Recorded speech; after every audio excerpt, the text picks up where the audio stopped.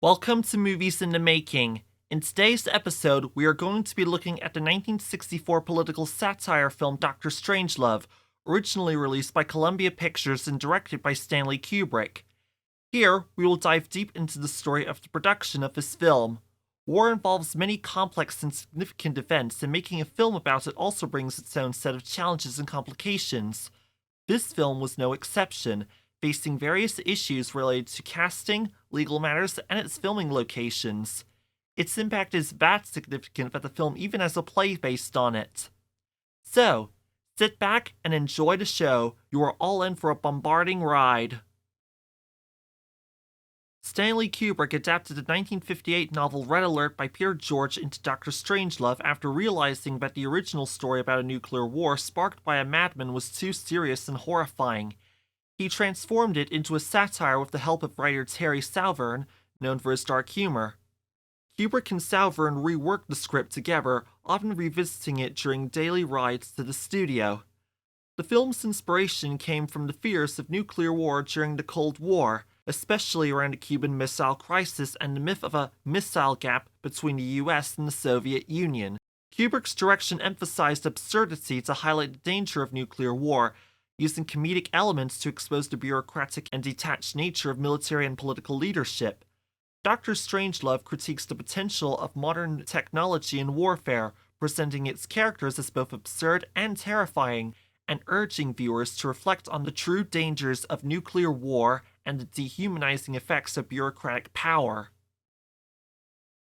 Kubrick and the producers considered many alternative titles before settling on Dr. Strangelove, or How I Learned to Stop Worrying and Love the Bomb.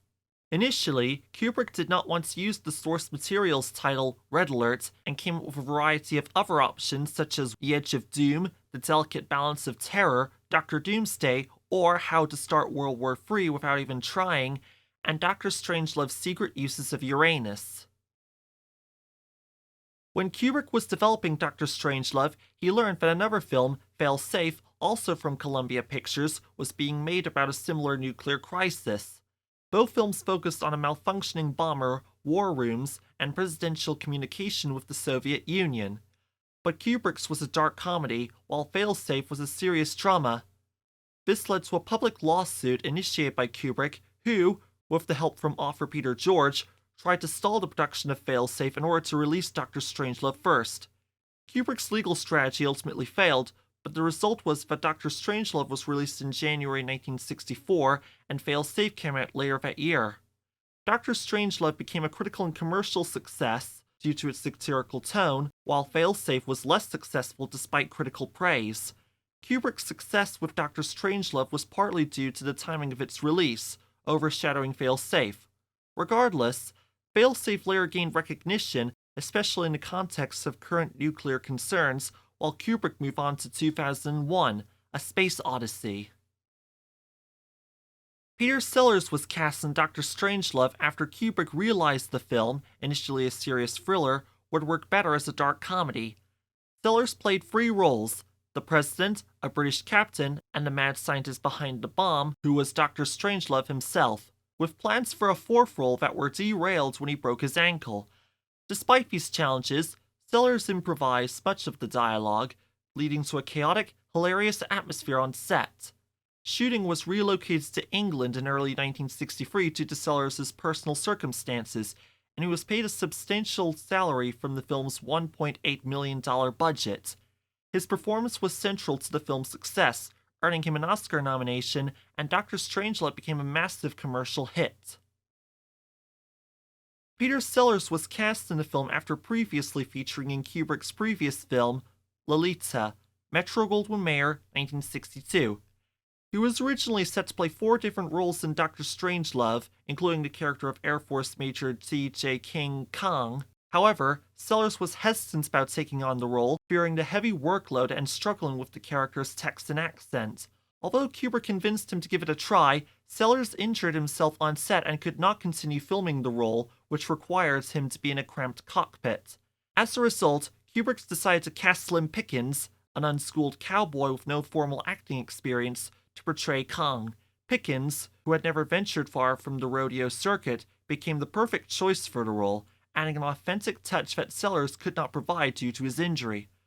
For all of his effort, Sellers was paid a total of $1 million, which made up 55% of the film's total budget. While Sellers played multiple characters, Stanley Kubrick humorously remarked, "I got 3 for the price of 6. George C. Scott was cast in Dr. Strangelove somewhat reluctantly, with a desire to play his role as General Turgidson in a more serious, tragic manner, in contrast to Kubrick's vision of a dark comedy. Kubrick, known for his controlling nature, managed to trick Scott into improvising by convincing him that rehearsals would not be used in the final cut of the film. Kubrick had Scott exaggerate his performance during these rehearsals, and much of his unplanned material made it into the final film, including a memorable moment where Scott falls mid-rant and seamlessly continues without missing a beat. While Scott initially vowed never to work with Kubrick again due to this manipulation, he later expressed admiration for the director's ability to pull out such an authentic, captivating performance. Though Scott was initially reluctant to embrace the comedic elements, he eventually came to regard his role as one of his favorites, appreciating the final product despite the initial deception. In one scene in the war room, Scott's character trips and falls but quickly gets back up and continues his lines as if nothing happened. This was not planned or improvised. This was an actual accident. However, Scott handled it so naturally that Kubrick thought it was part of the character and decided to keep it in the final film. Gilbert Taylor became the cinematographer for the film due to his impressive reputation and prior experience, particularly with aerial photography. Taylor was chosen for his ability to bring unique visual techniques to the film. He employed high-contrast lighting, particularly in the iconic war room scenes, where he used source lighting to create dramatic effects with minimal additional light. His extensive background in aerial photography, gained from his time in the RAF during the Second World War, was also crucial for the film's aerial sequences, including the B-52 scenes. Despite Kubrick's hands-on approach and strong photographic opinions, Taylor managed to maintain a collaborative dynamic, even taking on some of the war footage filming alongside Kubrick. While their working relationship was sometimes tense, the pair produced exceptional work, and Kubrick later invited Taylor to work on 2001, A Space Odyssey, though Taylor ultimately declined. Dr. Strangelove was filmed at Shepperton Studios in London from February to November 1963, amidst the tense atmosphere of the Cold War, following the Cuban Missile Crisis. Kubrick, who had a deep interest in nuclear war, faced challenges in the filming process, especially as the timing coincided with a growing cultural and political awareness of the nuclear threat. Filming at Shepperton presented logistical issues, particularly with scenes set in cramped spaces like the B-52 cockpit. Additionally, Kubrick's meticulous attention to detail, combined with his collaboration with Peter Sellers, contributed to the film's overall complexity. Sir Ken Adam, a highly influential production designer, created the iconic war room set for the film. Tasked with designing a space to reflect the high stakes of the apocalyptic tension of the film, Adam sketched a triangular, concrete-lined set, which Kubrick immediately embraced as a metaphor for a massive bombshell. At the heart of the room was a 22-foot diameter circular table, designed to evoke a poker game where world leaders gambled with global fate. Despite the film being shot in black and white, Kubrick requested that the table should be covered in green to enhance this imagery.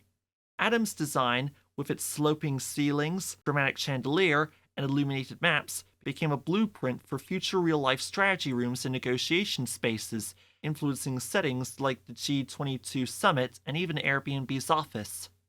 His work on the War Room remains widely regarded as one of the best designed sets in film history, with its impact extending beyond cinema into real-world architecture.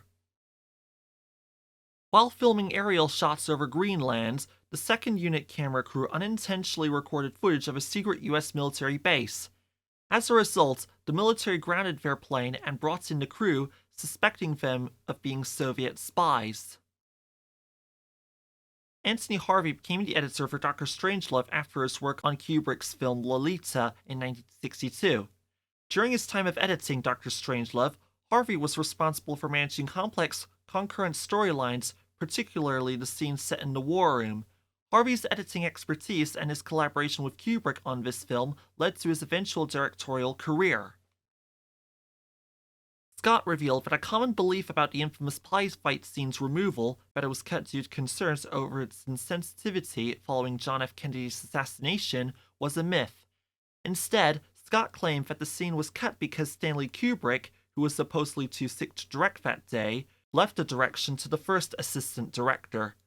Scott passionately refuted the JFK explanation, arguing that Kubrick would not have cared about the line and would have loved the irreverence of the scene.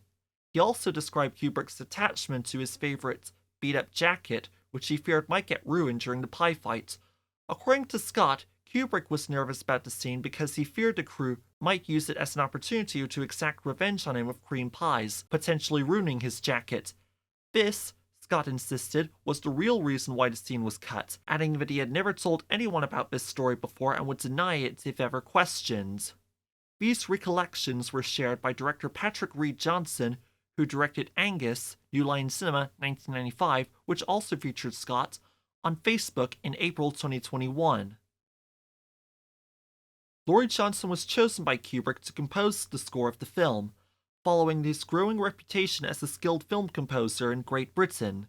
Johnson had already established himself in various projects, including the biopic I Am at the Stars, Columbia Pictures 1960. Though Kubrick initially had a more dramatic vision for the film, Johnson's diverse style and experience in both serious and light-hearted music made him a fitting choice. His work on Dr. Strangelove added to his acclaim, which would later extend beyond film to iconic television themes like ITV's The Avengers. The film faced scrutiny from the Production Code Administration, PCA, which had previously censored films like Lolita. When submitting the script, Kubrick joked about the ease of his new project in comparison, as the PCA was increasingly struggling to control the industry's evolving standards. The code raised concerns over profanity, references to prophylactics in a bomber's survival kit, and a portrayal of a bikini-clad woman, but Kubrick largely ignored these suggestions. Though some language was toned down and the bikini was made less revealing, the film's sharp satire on government military figures remained intact.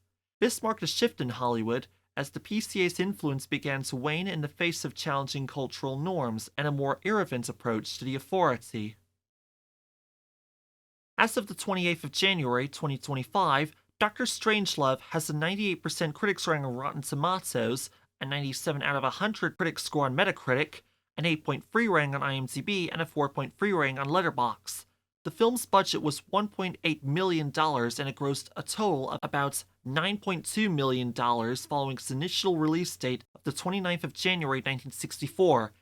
It was nominated for 4 Academy Awards: Best Picture, Best Director, both to Kubrick, Best Actor, to Peter Sellers, and Best Adapted Screenplay, to Kubrick, Salvern, and original author Peter George.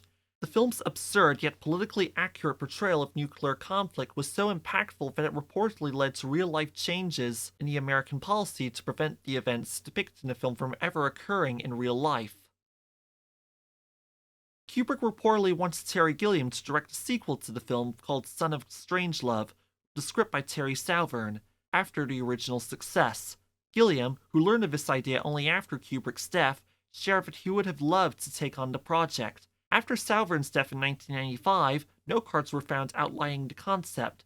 A story would have been set in an underground bunker where Strangelove, accompanied by a group of women, might be attempting to repopulate the world after the nuclear apocalypse hinted at in the original film. There is no official indication that the project moved forward beyond these initial ideas, possibly due to lack of further development and Kubrick's own passing, which likely halted any further momentum for the sequel. A stage adaptation of Dr. Strangelove was brought to life with a modern twist by Sean Foley and Armando Iannucci, the latter of whom created the Channel 4 series The Thick of It and the 2 HBO series Veep and Avenue 5, who sought to capture the absurdity and relevance of the classic film. The production, starring Steve Coogan, features Coogan taking on all roles originally played by Peter Sellers, including the President, the Officer, and the eccentric Dr. Strangelove. This adaptation brings new challenges, such as staging scenes where Coogan's characters appear together, but aims to retain the original's dark comedy while updating its outdated gender representation. In this version, Vera Lynn's song We'll Meet Again is reimagined and a fictionalized version of Lynn herself appears. Iannucci, drawing inspiration from his own background in political satire, emphasized the continued relevance of the play's themes, particularly in the current political climate. The stage production was first performed at the Noel Coward Theatre in West End, London, on 9th October 2024. And that wraps up our deep dive into the making of Doctor Strangelove. If you enjoyed this episode, don't forget to like, subscribe, and hit that bell icon to stay updated on all things movies in the making. Let us know in the comments what you think of Doctor Strangelove, or if you have any favorite moments from that film we did not touch upon, or what films you would like to hear covered by this channel. Also be sure to check out our community page, where we announce what films will be talked about by this channel each week. New posts arrive every Friday. Thanks for watching, and we'll see you all next time in Movies in the Making, where we will be talking about Fight Club, 20th Century Studios, 1999, and more films to follow along the way. Tune in for more Movies in the Making as we uncover the stories behind cinema's most unforgettable films. This has been Jason Scotchmer, film enthusiast and passionate about the arts.